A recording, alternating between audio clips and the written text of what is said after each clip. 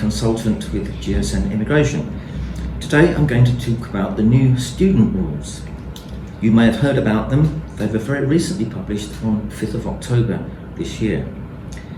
The new student rules are not entirely dissimilar from the old Tier 4 rules. The Tier 4 rules are dead, the new student rules are alive. There are a lot of similarities.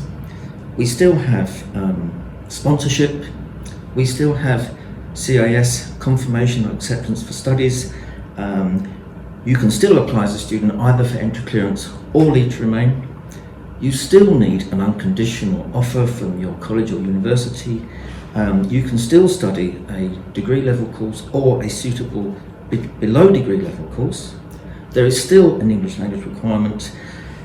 Most courses must be full-time courses as before, at least 15 hours per week, but there are some exceptional circumstances in which it could be a part-time course, and there is still a financial maintenance requirement. Now, the new rules, 5th of October, apply to non-EEA nationals.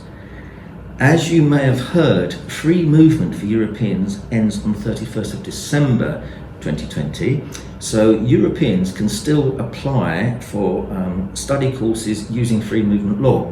But after 31st of December, they will no longer be able to do so. They will have to apply under the new student rules. So from 1st of January 2021 onwards, everybody's going to be treated equally. Now, as I say, there are a lot of similarities, but there's a couple of items of good news for students and prospective students. It's going to be much easier to switch into the student visa category than it was before. Now, under Tier 4 rules, a very small number of visa categories could switch into Tier 4 student visa. Now this is all changing. The majority of visa categories can now switch into student visa, so that is an important and good change.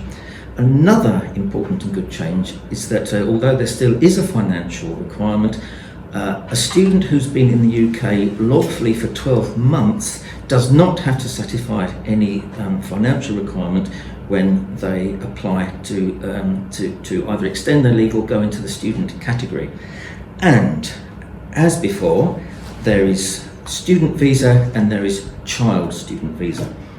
A student must be somebody who is 16 years of age or older. A child student can be between the age of 4 and 16. That's the basic outline. Now, there are a few little complexities here and there, but that's a basic outline of the new student route. The English language requirement, it's a little bit complicated. In some cases, you may need to meet a B1 English language requirement. In other cases, you may need to meet a B2 English language requirement. In yet other cases, the educational institution, either the university or the college, will certify that your English is good enough, and that will satisfy the Home Office requirements.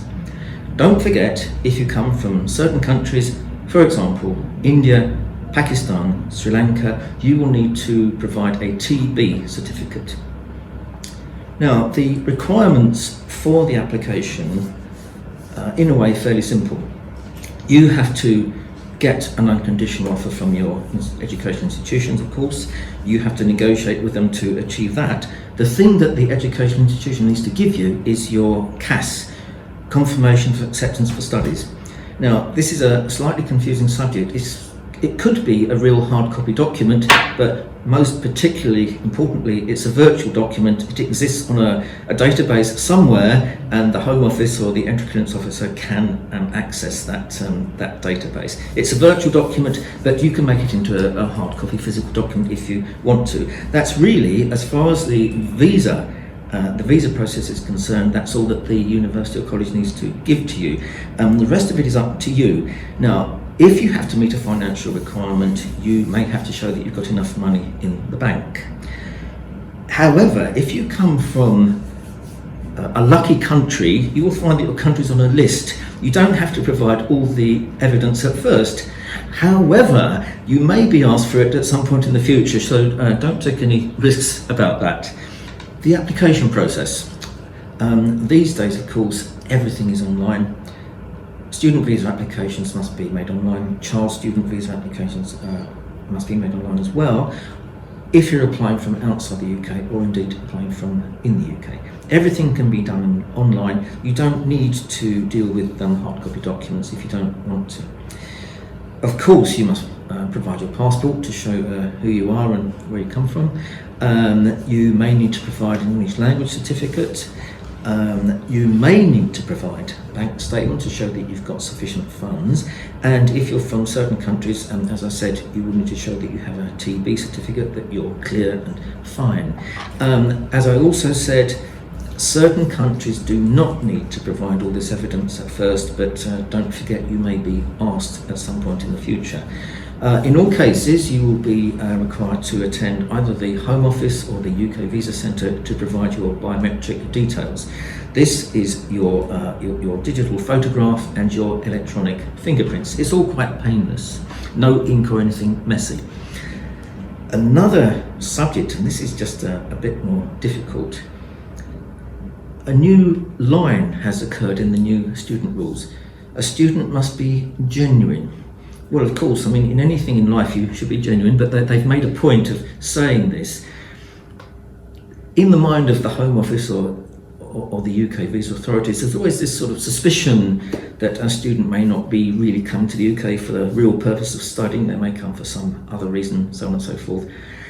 In the majority of cases, I don't know if it's going to happen, but certainly in a large minority of cases, you may be interviewed as part of your visa application process, and I think typically the interview will come by telephone. You will receive a telephone call from the entry clearance officer, who is the British civil servant who is making the decision on your application.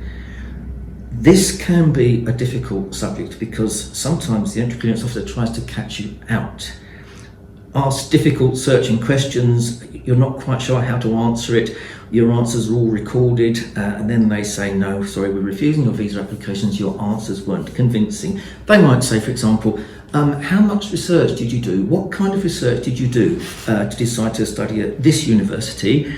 And when you're put on the spot in a phone call, it's rather difficult to answer those sort of questions quickly and easily. So the best advice is be well prepared for a potential telephone interview, because even if everything else in the application is perfect, if the telephone interview is deemed to be insufficient, then the visa application will be refused. And it's very difficult to overturn a refusal decision that's on this sort of basis. There is a potential challenge to a student visa refusal. It's called administrative review. Sometimes it's good. If the entry clearance officer or the Home Office caseworker has made a mistake when they read your bank statements, then you can challenge that decision by administrative review, and there's a good chance that your challenge will be successful. If you've been refused on the basis of an interview, it is very, very difficult to challenge this successfully by administrative review, because it's difficult to measure. Whether an interview was good or bad is difficult to measure. So you might be unsuccessful on your administrative review. If you subsequently make another student visa application, this is a bad black mark on your record that you gave this insufficient interview, and it's difficult to get rid of such bad black marks. So very importantly, be prepared to answer silly questions. You know, why did you decide to study this subject? What are your career aspirations? Why did you decide to study at this university? Don't say, oh, I like to study university because I wanted to live in Manchester because I heard it was a great city. That's not really a good reason. You want something a bit more solid and something more sensible than that.